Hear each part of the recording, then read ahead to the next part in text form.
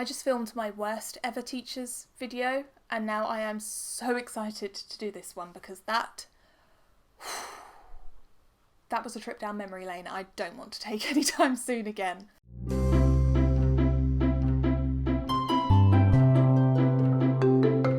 Hello and welcome to Little Learners.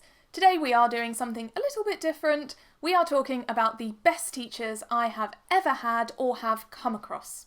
I've also made a video about the worst teachers I've ever had, so I will link that in the description box below. And the reason I'm making these videos is because every teacher I've ever had, good or bad, has informed my own practice in some way. They have either shown me what kind of teacher I don't want to be, or in the case of the teachers I'm going to talk about now, the kind of teacher I do want to be. I've been debating with myself whether or not to use names in this video.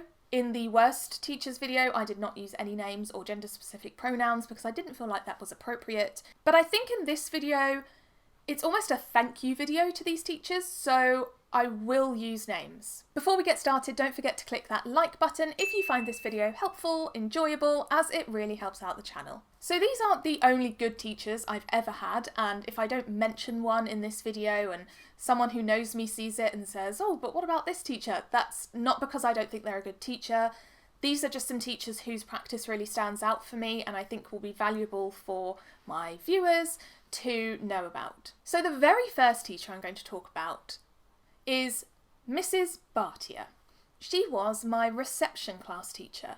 Now, when I was in reception, you didn't start reception until the term that you were going to be 5. So I'm a spring baby, so I didn't start reception until January. Some of my peers had started reception in September, and some of them didn't start until the summer term. During the time that I wasn't in reception, I was still in nursery. So I was doing half days. When it got to January and I started in reception and I was doing whole days, I really struggled. I think some of the other children did too, but I really struggled because I was used to my mummy coming and getting me at lunchtime, but now suddenly I had to have lunch at school and I had to wait even longer for my mum to come and get me. So I think I would get quite upset. I'd probably cry at around lunchtime because I just wanted my mum. I was 4.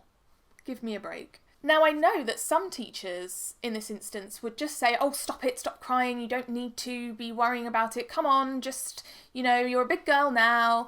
And that is not how Mrs. Barta did it. She was so loving and caring. She let me know that it was okay to feel that way. It was okay to feel like I was missing my mum and that I was nervous about doing whole days, and it was okay to be sad. She didn't tell me to stop being sad. She helped me through being sad. So I remember she would sit me on her knee and the whole class would sing Kumbaya. It was one of her favourite songs to sing with us. And she would sit me on her knee while I was upset, while we were all singing Kumbaya, and she would just go about the rest of, I don't know, the lesson or the circle time or whatever we'd be doing at that point with me on her lap, just giving me, a little cuddle so that I knew that she was there for me. It was okay to feel that way, and it was okay because she was there and she cared about me. That has stayed with me throughout my entire life. I don't remember a lot more about my reception experience because I was so young, but I remember Mrs. Barta singing Kumbaya to me and making me feel like it was okay to be sad. And soon enough, I wasn't anymore. Moving on from there, I'm kind of mainly going to be talking about secondary school teachers, I suppose, because those are the ones that I remember the most. And these are in no particular order of year group or anything like that. So one teacher I want to talk about is Mr. Ford, or more specifically, Senor Ford, because he was my Spanish teacher. One of the best teachers I have ever met. An outstanding teacher. He was very, very firm, but also very fair. There were some very challenging behaviours in my Spanish class, and he did not have time for them. He would nip them in the bud and actually be able to teach a lesson to children who, some of which weren't interested. Some of them weren't interested in learning Spanish. Personally, I was very interested in learning Spanish. He really managed to get across this love for the language, and his behaviour management was so admirable. I was always inspired by him to not only learn more, but also be that kind of teacher who could be very firm but very fair. Of course, he was teaching at secondary school level, so being firm but fair in reception looks a bit different. But that kind of teaching really stuck with me. He was also a very caring teacher. He really cared about his students and their progress. He wanted the best for them, and that was always clear. And even after I left school, went into teaching myself, and then started this channel. Some of you will know that this channel started off as a Kickstarter campaign because I needed some money to start up. Mr. Ford donated to that Kickstarter years after I had left school. He showed how much he believed in me. Not only was he a wonderful teacher, who I certainly aspired to be like, he was also just a wonderful and genuine person who was so kind and really just wanted the best for everyone. If you had a question or you were confused about something, you didn't understand something, which, let's be honest, when you're learning a different language, there's a lot of things you don't understand, you could ask him. Even though he was seen as being very strict, you never felt like he was unapproachable, which, how he struck that balance is amazing, quite honestly. So, Mr. Ford, thank you very much for being such a phenomenal teacher. Next, we have Ms. Davies. Now, she was my history teacher, and I think when I wrote a thank you card to her at the end of secondary school when I left, I wrote in there, thank you for all of your drama lessons, because her lessons were so interactive and engaging that you couldn't forget what she'd been teaching you. So I remember very clearly this one lesson when we were learning about quarterization, and she asked my friend to pretend that he was injured. She cleared off her desk, she told him to lie on the desk and be like screaming because he was injured, and she was saying, I get the hot poker and I put it on the wound. I don't quite remember what accent she was trying to do, I'm just doing that from memory, but she was playing a part anyway, and that really stuck with me about quarterization in this particular period of time that we were learning about. And we also learnt a lot about castles, which wasn't the most exciting topic, but she made it exciting. Again, she was firm but fair, very knowledgeable, and wanted the best for her students. She clearly thought about the best way to teach her lesson for the students that she had in her class. She really thought about the type of learners we were and what would be effective, and she didn't just do the bare minimum. She always went above and beyond, and certainly I learnt from that that was definitely the type of teacher I wanted to be. I wanted to be a teacher who could engage students in something that wasn't even that interesting, but then show them how interesting it really is. And definitely I learnt from her, even though I studied drama, I learnt from her that using drama in other areas of learning is a really effective tool. So thank you, Ms. Davies, for teaching me that. Similar to Ms. Davies, there was Mr. Edwards, who taught me geography, and he also used a lot of kind of drama and silliness and really engaging ways of teaching. I remember one time we were learning about the ozone layer, and it involved him bouncing a student between himself and another student, and I can't really explain it because that sounds ridiculous, and it was ridiculous, but it stuck in my mind and we all enjoyed it. So again, showing me how to make lessons really engaging and interactive, and something that on paper might not seem that interesting, making it interesting. Next, I want to talk about actually a teacher I had for geography in year 7. His name was Mr. Elliot, and he made geography really, really exciting. He used to set us these quizzes to learn the capitals of countries every week, and you would think that setting quizzes every week would be something that students didn't like, but we loved it. He made it so exciting. He never made us feel bad if we didn't remember one or hadn't quite managed to remember them all.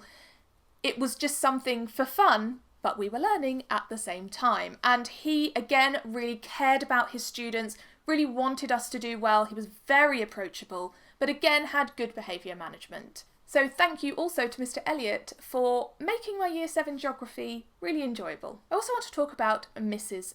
Fisher. I talked in my worst teachers video about an English teacher who really discouraged me and made me feel about this big. And Mrs. Fisher noticed this. I sort of confided in her and said, I'm really losing my love for English. I don't know what to do. My teacher doesn't have faith in me. What is the point? And she spent her free time after school going over things with me that I felt that I hadn't learnt yet, and really helping me to see that I still had this love for English, really instilling this love of English in me, again, because she had that love for English and she didn't like to see the fact that I was losing that love that I had had.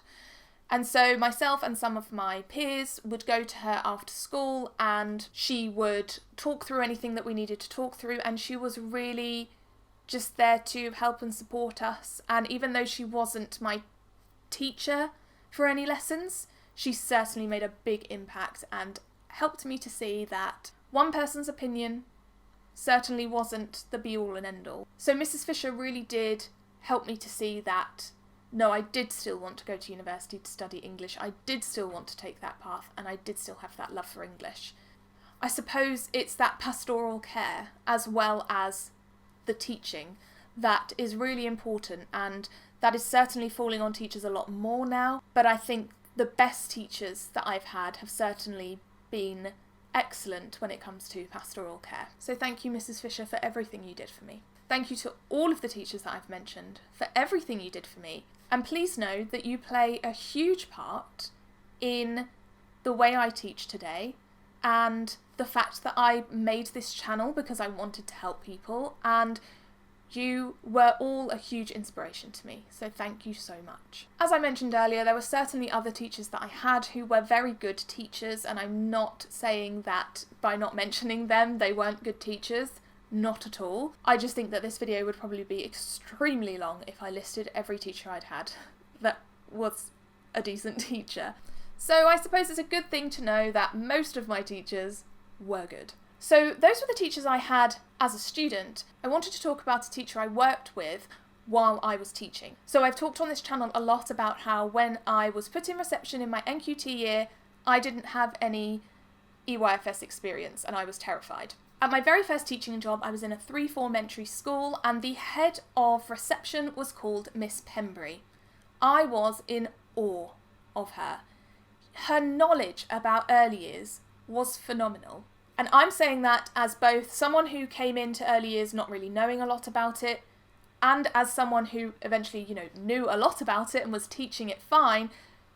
She was just incredible. Her knowledge about early years and the way children learnt and her care for the students was outstanding. During my NQT year, I had a mentor who I was supposed to go to for any sort of problems, and they would observe me and make sure everything was fine. So Miss Pembbury wasn't my mentor, but she took on that role completely. She was there for anything I needed, any help I needed, and she really made me feel like a confident teacher. She made me feel confidence in my own teaching during my NQT year, and I learnt so much from her. Her attitude towards teaching was certainly that the children came first, and that is not necessarily an attitude that I have come across in all schools that I've been in. When you saw her teach, you wanted to teach like her. You wanted to be a teacher like her. The children adored her, and she also managed reception and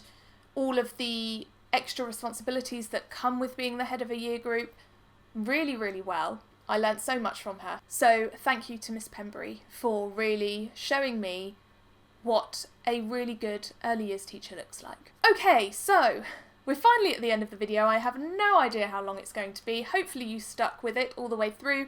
If you found it helpful, enjoyable, interesting, do give it a thumbs up, as it really helps out the channel.